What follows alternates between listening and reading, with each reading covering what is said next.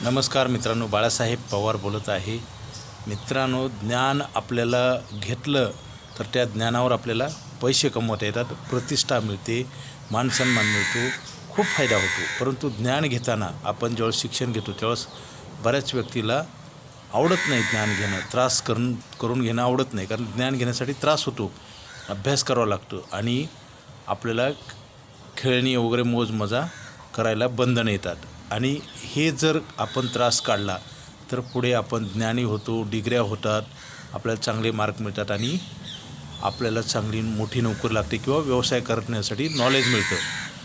मित्रांनो, काय होतं, ज्ञान घेतलं तर दोन्ही मिळेल, मानसन्मान मिळेल, पैसे मिळतील. परंतु हे जर काही कारणास्तव राहून गेलं, आपल्याला चांगलं शिक्षण नाही झालं, काही अडचणी असतील आर्थिक किंवा आपल्या चुका असतील, तर दुसरी एक स्टेज आहे की पैसे कमवून बचत करणे. कारण जे मिळेल ते आपल्याला आपलं जी नोकरी व्यवसाय सांभाळून आपण पैसे ठेवले पाहिजे आणि त्या पैशावर पैसे मिळतात. हे दोन स्टेज आहेत लाईफमध्ये. दोन्ही स्टेजमध्ये माणूस फेल झाला की संपला. आणि बरेच लोक आज गरिबीच्या चक्रामध्ये अडकलेत त्या गोष्टीमुळे, कारण दोन्ही स्टेज त्यांच्या हातातनं गेलेले आहेत. मित्रांनो, असं होऊ नये म्हणून हा व्हिडिओ आहे. शिक्षण घेताना जरी आपलं काही प्रॉब्लेम झाला तर दुसरी स्टेज आहे आपल्याला आयुष्यामध्ये पैसे कष्ट करून पैसे बचत करणं आणि ते वाढवणं. नेमकं दुर्दैव हे आहे मित्रांनो, सध्याच्या काळामध्ये पैसे खर्च केले जातात. कमवलेले पैसे पुरत नाहीत, लोकांना कर्ज काढून खर्च करतात. आणि असं चुकीचं काम केल्यामुळे पैसे कमवायचं वय पण संपतं, पैसे पण संपतात आणि दारिद्र्य माणसाच्या जीवनात येतं.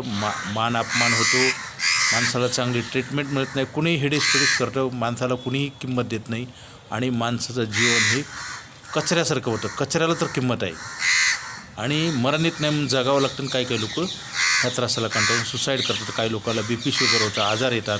मित्रांनो, हे दुष्ट चक्रातनं परत सुटका नाही. आणि प्रत्येक माणूस तुम्हाला तुमच्या चुका दाखवेल. दुरुस्त तर करताच येत नाही, वेळ निघून गेलेली असते, त्याचे परिणाम पण भोगावं लागतात आणि त्यासोबत आपल्याला बदनामी होते आणि आपल्याला आरोपाची भूमिका आपल्यावर येते, आरोप लादला जातो आणि आपल्याला गुन्हेगारासारखं जगावं लागतं. म्हणजे आपण केलेला गुन्हा आहे तो दिसत नाही. जसं ऑक्सिजन दिसत नाही तसं ह्याचे परिणाम लगेच दिसत नाही. एक वेळ दिसायला लागते परंतु काही करता येत नाही. माणसाची दृष्टी अशीच आहे बघा. माणसाला खूप लांबवर दिसतं का, परंतु दृष्टीच्या पुढे जर काम केलं तर नक्कीच वाईट दिवस येत नाही. आता हे झालं. दुसरी स्टेज अशी आहे की पैसे तुम्ही बचत करा, LIC ऑफ इंडियामध्येच ठेवा. कारण LIC ऑफ इंडियामध्ये असा प्लॅन आहे की तुम्हाला आयुष्यभर पैशाचा पुरवठा केला जातो आणि गॅरंटेड आणि लाईफ टाईम टॅक्स फ्री आणि पैसे काढून पैसे वाढतात. तर हा प्लॅन बंद होणार आहे. लवकरात लवकर घ्या, उशीर करू नका, स्वतःचं नुकसान करून घेऊ नका.